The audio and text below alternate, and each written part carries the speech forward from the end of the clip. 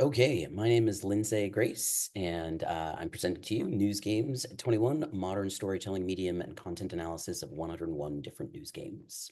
So let's get started. So this is really a culmination of 5 years of project to collect and archive news games. The content analysis and archiving are fully available at journalismgames.com or journalismgames.org. We've made this website public for others to use and do similar and complementary research. This is really based on some prior work we did back in 2020 when we did a sort of snapshot analysis of about 30 or 40 games back then, as well as some work that we presented at events like DIGRA, Digital Games Research Association Conference. So generally, when we're talking about news games in this context, it's useful to kind of agree upon a definition. In this way, we kind of started with using Gonzalo Frasca's sense of defining news games as kind of editorial, and then expanded on it from some praxis perspective from Meir Klaus and Jay James that we've referenced in the paper itself. In addition, we've added on to this Michael Mateus and Mike Trainor's sense of news games as political cartoon, which is shown here. And generally, the argument being made in this paper is that the unifying sort of element for all of these definitions of a news game is the sense of a narrative of play. And so this is something a couple of years ago I wrote about, and I really do believe that there's sort of players perceive their experiences as a kind of narrative, especially when they're playing. And so the general definition we're using is sort of news games is play focused on news and or journalism informed. So for this reason, directly from the paper, it may be more useful to understand news games not solely as a subset of the greater world of journalism, as that name implies, but instead it can be argued that news games are a kind of interactive storytelling experience which aims to engage with the news. And so really emphasizing that concept of engaging with the news. And one of the ways we help define this is in my earlier book, Doing Things with Games, I sort of offer this hierarchy of games, toys, and interactives. And so the idea is that the foundation are basic interactives that might offer some very, very, very fundamental experiences. And then toys are actually elements that afford for play, where games not only support play, but they also structure that play, kind of give us win-lose conditions, et cetera. And so there's an implied hierarchy here, and that there are a few interactives in this collection, a lot of toys, and a lot of games. So basically what we did was we archived more than 100 news, toys, interactives, and games, things that identified themselves as news, toys, or games, really 101 in this particular collection, this publication. And so they were all produced between 2004 and 2023. Again, you can see them all on the website and the way that we archive them. But basically what we're emphasizing here is kind of a relatively manual process that evolved over the 5 years to kind of contain, maintain, and collect these games, both getting the gist of them, collecting screenshots, collecting video archives of them, and then in some cases actually showing and making them available through Flash emulation.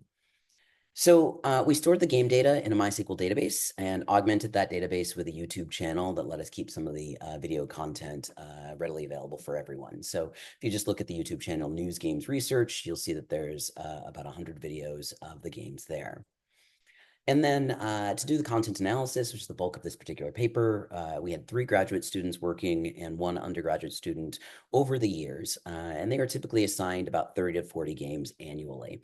We also did some intercoder comparisons, which you can read about, to make sure that there were some consistencies across this coding, and also worked primarily in English, which is emphasized as kind of a drawback. Yes, there are plenty of great news games done in Portuguese and other languages, but we were based in the US, we did them all in English.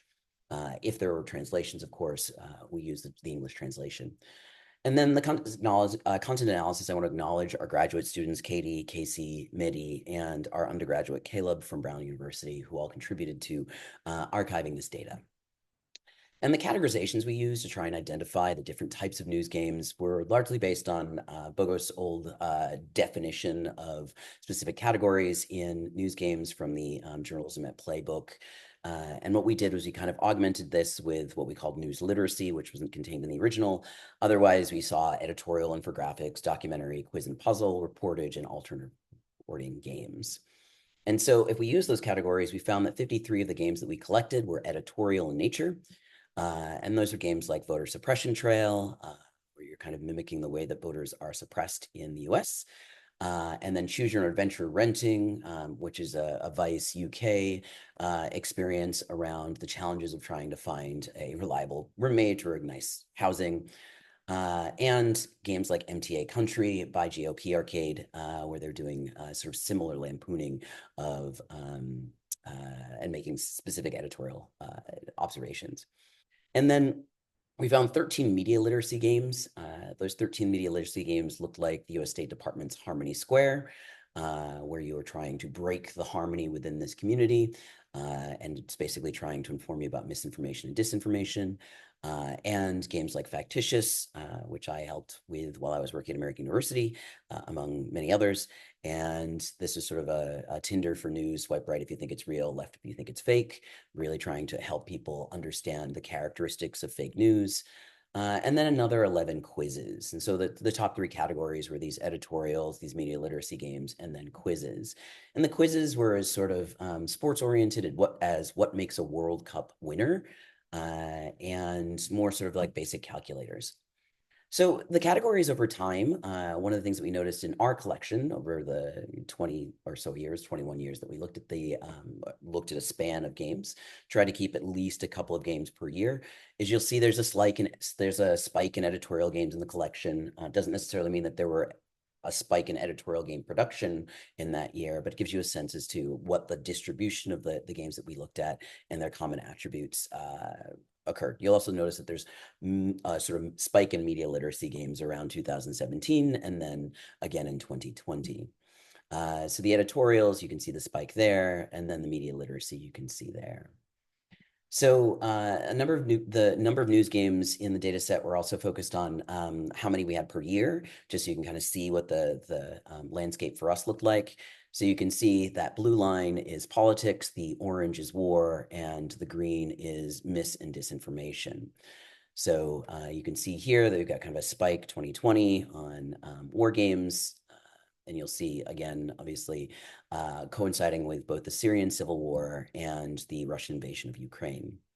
You'll also notice that we have a spike in politics games that declines right around the election, but right before the US presidential elections, you'll see that we've got a bunch of games from that particular era. And then lastly, I wanted to kind of cover some of the game topic foci that we saw, just so you get a sense as to the kinds of content that are in the data set.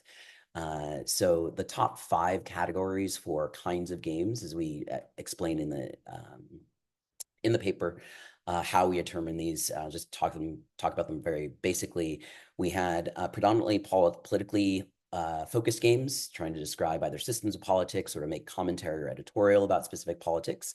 And those are generally widely political. There are also a few games that were localized political, very, very regional, and we left that in another category. And then the second category was war, games that focus either on the outcomes of war or how war might be precipitated or the experience of refugees in war. The next most common category was misinformation, disinformation. That's largely our media literacy games.